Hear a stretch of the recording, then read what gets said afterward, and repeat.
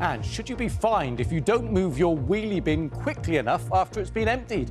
One historic town is trying to tackle so-called bin blight. Here is an issue that I know is going to get your attention this morning. Do you always take your wheelie bins away after they've been emptied, or do you sometimes forget and leave them on the pavement for a few days? You're saying that in a really accusing way, like you know what I do. I didn't mean to, but maybe a little bit. Well, be warned, if you live in the centre of Tewkesbury in Gloucestershire, you might want to make sure you don't do that, because the council there is considering issuing fines for persistent offenders. Our reporter Liz Beacon has more. Tewkesbury is a Gloucestershire town famed for its 14th century abbey and its timber-framed medieval buildings. But some say it's being blighted by bins. It's a shame, because Tewkesbury has got a wealth of historic houses, listed buildings. It's spoiled a little, not just aesthetically, but also because people pushing prams or riding in buggies, they have problems here and there in just getting past the damn thing. The Civic Society, which Alan is part of, has started a petition to fine people if they leave their bins out beyond bin day. Some of the older houses here in Tewkesbury don't have anywhere to store their bins, so they have no choice but to leave them outside their properties. The council has a solution for that. They're offering bin bags.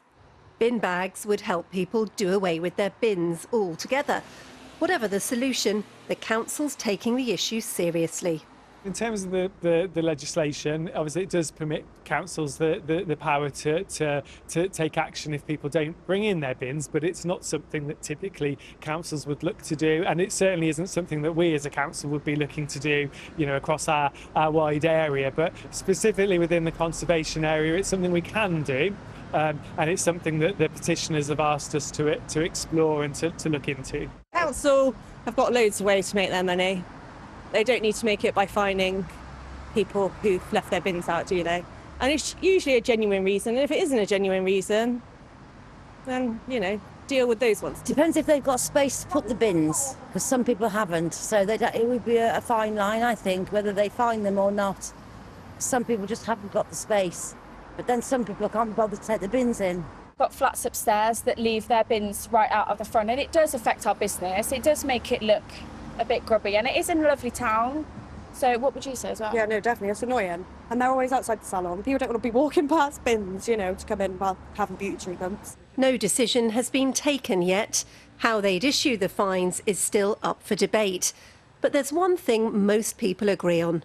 The image of this historic town is worth looking after. Liz Beacon, BBC News. What do you think? We'd love to hear your views this morning about whether this is a good idea. Should you be fined for leaving your bins out too long? The difficulty is, as that lady said, it's where do you put your bin? Some people don't have space to put their bin away. And sometimes you can leave your bin out very tidily, Yes. but because the bin collectors are in a hurry and they've got loads to do, they then scatter them all over the place. But and then you get the blame and fine. I noticed there, John, that those bins were blocking the pavement, and if you've got a wheelchair or pushchair, that makes life even more difficult. It does, it does. I suspect we're going to get a lot of messages on this. I think we might contact the programme It's my bin day ourselves. today.